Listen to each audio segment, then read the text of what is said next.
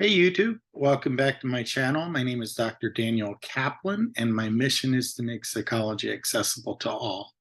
In this mini-series, we've been talking about sources of psychological distress in childhood.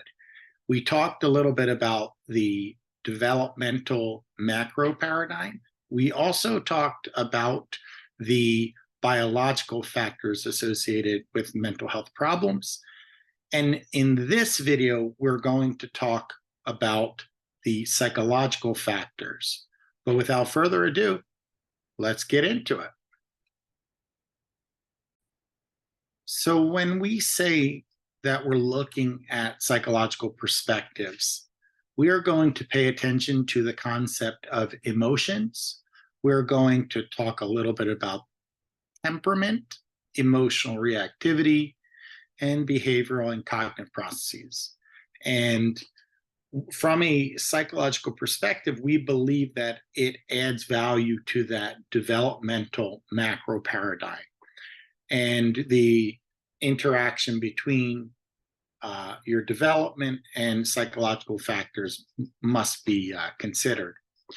So emotions play a critical role in establishing an infant's ability to adapt to new surroundings. And we'll talk more about emotions, emotion regulation, and temperament on the upcoming slides. And then we have behaviors and cognitive processes also help from a psychological point of view in making sense of the world around us. And when I say behavioral processes, we're looking at what you do. Whereas when I say cognitive processes, we're looking at more mentalistic processes. So emotion and affective expression are part of the emotional influences.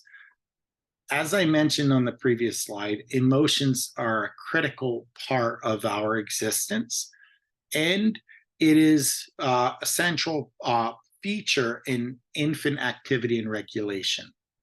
What's powerful is that even from infancy, we have some basic emotions that can be expressed. Things like crying, happiness, sadness. These emotions, and there are several other universals, but these emotions we see in infancy. And when a child needs to be changed, they will cry to communicate their needs. When a child needs something to eat, they will cry. And as a child gets older and older, they start to develop more complex emotional processing too, such as things like shame and guilt.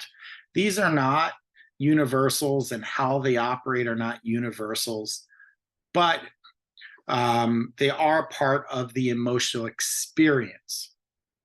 Emotions help us understand what to pay attention to and what to ignore.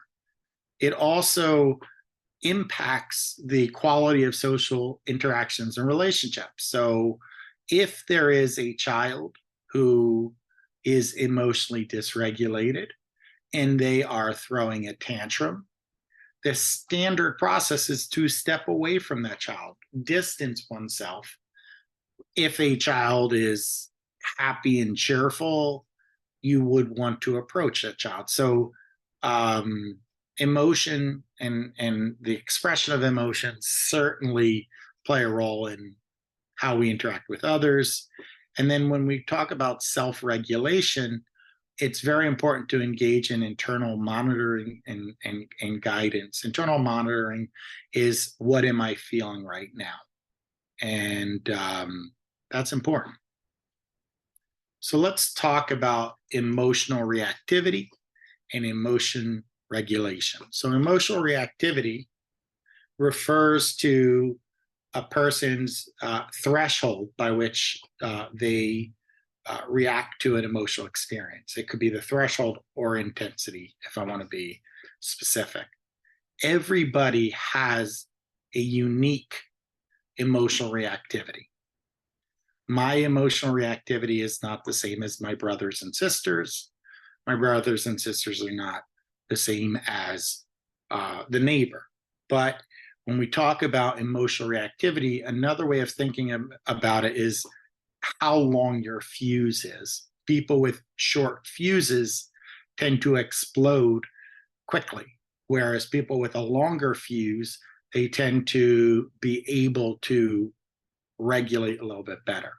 Now, emotion regulation requires one to be able to control one's emotions. So the idea of being able to maintain one's composure, the idea of being able to inhibit like a very intense emotional response.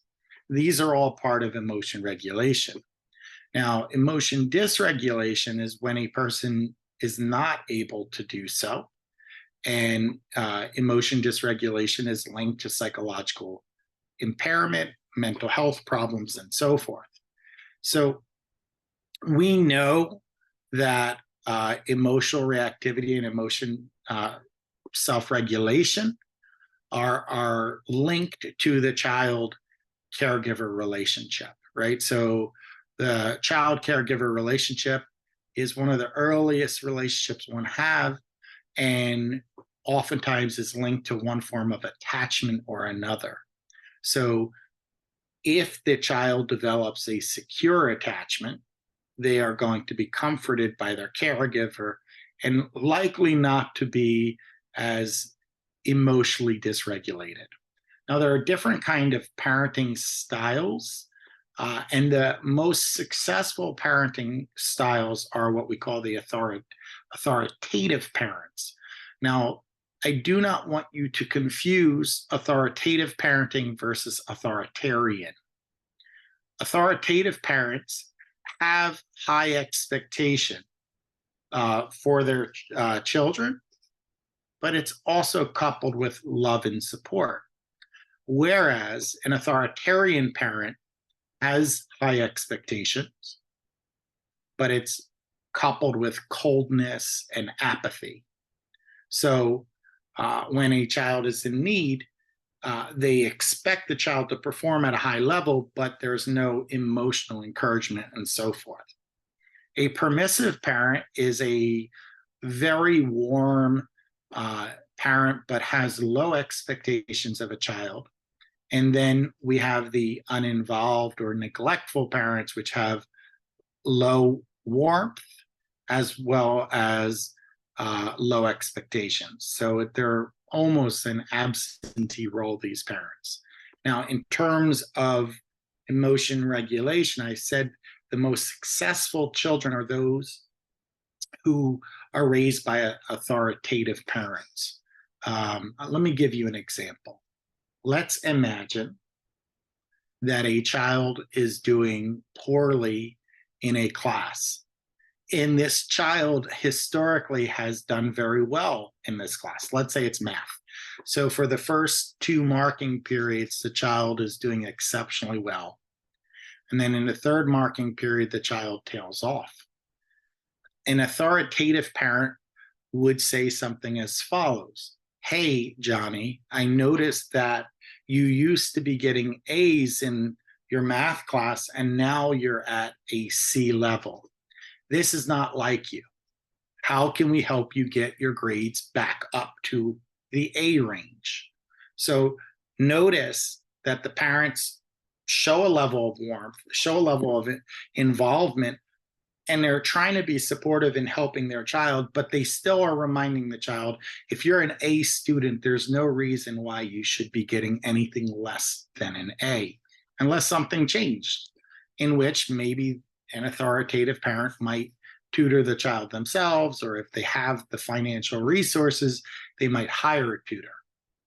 An authoritarian parent is going to be like, "What is this? Why are you getting C's?" And if you listen to the tone of voice, it is harsh, it is stern, it is judgmental, it is demanding, right? So all of these ways of interacting with the child, yeah, that child still gets the memo that they need to pull their grades up, but they don't feel the warmth and love from their parents. at the same time. Whereas a permissive parent would have low demands, but a lot of warmth. So this might sound like this: it's okay, don't worry about it, C's are still good. Now, that parent, if the child's aptitude is that they can only work to a C level, that's one thing, and the parent might be saying the right thing. But if the scenario is as I described, the child's an A student and they've dropped to the C range, it is not the time to say, don't worry about it, grades don't matter, it's okay, a C is still average. You want to encourage the child to stretch themselves. You want to remind them that you have reasonably high expectations of them. So then the uninvolved parent doesn't even know that their child is struggling in math now. So there are these different interactions between the parent and the child, or the caregiver and the child, because it's not always the parent. But notice the example I gave in why authoritative parents predispose their children for success, competency, and emotion regulation. Now let's talk about temperament. Now, temperament is your emotionally hardwired reactivity. So temperament, this is part of how biology and personality come together, in which some people are wired to be more reactive than others. Not that we can't override the system, but there are people who by temperament are shorter fuse, right? So temperament is established early in childhood, and it becomes pretty predictive by the age of 3. So your temperament at 3 is likely to be similar to your temperament at 30, and if we all live this long, 300. So I want to emphasize the relative stability of temperament. Not that you can't override the system, but there is, in general, some stability in temperament. And this shapes how we approach our environment. So it is possible to have a child who has a very positive temperament, and that child is going to adapt to their environment very easily and readily, and they view the world in positive terms. Now, you might refer to this as the positive child or the easy child in quotes. Then you have a child who might be slow to warm up. This child also looks at the world through a more optimistic lens, but they need transitions. So slow to warm up is that the adjustment or the adaptive nature of this child, it takes some time. And then you have the difficult child whose worldview, it tends to be more negative and resist change and adaptation as a whole. When we look at temperament, we focus on 3 primary dimensions: positive affect, things like anxiety and inhibition, and negative affect, things like irritability. And we do have a series of psychological instruments that can tap into childhood personality and temperament slash behavioral style. So we'll talk about that in lecture 3 when we get to personality assessments. Now, if we were to see it, we see that early infant temperament is correlated with psychopathology. And that's powerful because infancy is very, very young, right? So I said there's some stability, but we can predict to some degree which children are at greater risk of mental health problems. We also see that temperament and early behavioral styles is linked to adult personality. So again, here we are We're going from infancy, childhood, adulthood, and there is a linkage between uh, the three. Now we talk about self-regulation. Self-regulation, to regulate means to control, right? So self-regulation requires some kind of balance between appropriate emotional reactivity. Sometimes it's appropriate to have a strong emotional reaction, sometimes not so much. But self-regulation, you're able to constrain yourself and engage in self-control as needed. Now, when we talk about personality disorders, we don't typically diagnose personality disorders until adulthood. So if you go into the DSM-5, it requires the age of 18 or above, because personality starts to become more stable as a whole in emerging adulthood, right? So we have to be mindful. Now, personality disorders come in three clusters: cluster A, B, and C. And within these three clusters, there are a total of 10 personality disorders. They include things like schizoid personality disorder, paranoid personality disorder, schizotypal personality disorder, borderline personality disorder, antisocial personality disorder, histrionic personality disorder, narcissistic personality disorder, dependent personality disorder, obsessive compulsive personality disorder, and I'm drawing a blank on one more. There's one more, but off the top of my head. Long story short, we wouldn't diagnose these conditions in childhood. But there are some aspects of personality disorder that are pretty consistent. As I said, personality we expect to be relatively even or stable from adulthood on. So who you are should not fluctuate in terms of your core identity very much.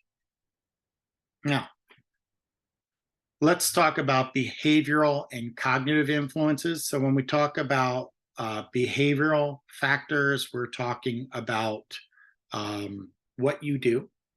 And when we think about your actions, we are going to look at classical conditioning, operant conditioning, and observational learning. So I'm going to talk about all three through the lens of behavior. Classical conditioning, we're pairing two stimuli together. Operant conditioning, we're pairing a behavior with a consequence. I'll get back to that shortly. And observational learning, we're learning through observing others. Now, there could be some cognitive influences when we talk about social learning theory.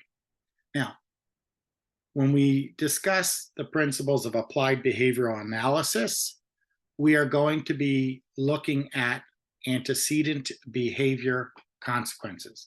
Antecedent is what happened prior to what you did, what your action was, and the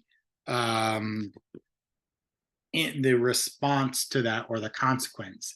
If the consequence is a reinforcement, then it's going to increase that behavior. If the consequence is a punishment, it's going to decrease that behavior.